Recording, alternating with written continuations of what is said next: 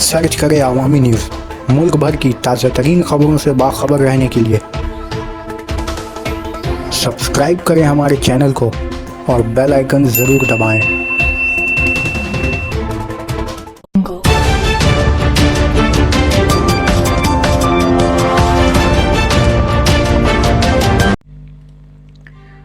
बाबरी मस्जिद और राम जन्मभूमि तनाज़ा का हल निकालने के लिए जो सालसी कमेटी तश्कील दी गई थी उसे सुप्रीम कोर्ट ने नाकाम करार दे दिया है।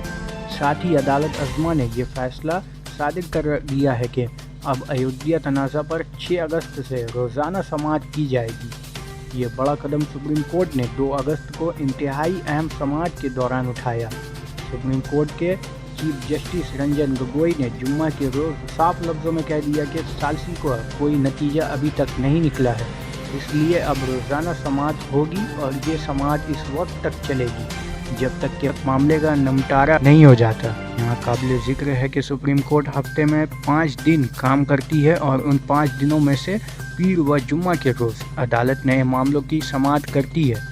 इसका मतलब ये हुआ कि हफ्ते में 3 दिन यानी मंगल, बुध व जुमरात को अयोध्या तनाज़ा पर समाअत होगी। काबिल गौर है कि सुप्रीम कोर्ट ने इस मामले में सालसी कर रही कमेटी से गुज़श्ता महीने रिपोर्ट तलब की थी। कुछ फरीक ने अदालत में अर्जी दाखिल कर रखा था कि बातचीत के ज़रिया हल निकालने की हो रही कोशिश में मुनासिब पेश रफ्त नहीं हो रही है, इसलिए सालसी के ज़रिया अमल को मज़ीद आगे बढ़ाना वक्त की बर्बादी होगी।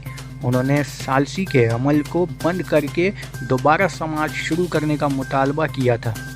इसी के पेश नज़र सुप्रीम कोर्ट ने सालसी पैनल से हुई पेश रफ्त पर मबनी तफसीली रिपोर्ट तलब की थी, जिसे जुमरात को सालसी कमेटी ने सुप्रीम कोर्ट के हवाले कर दी थी। गुज़श्ता समाअत में अदालत ने कमेटी को 31 जुलाई तक काम करने और 1 अगस्त को रिपोर्ट देने को कहा था।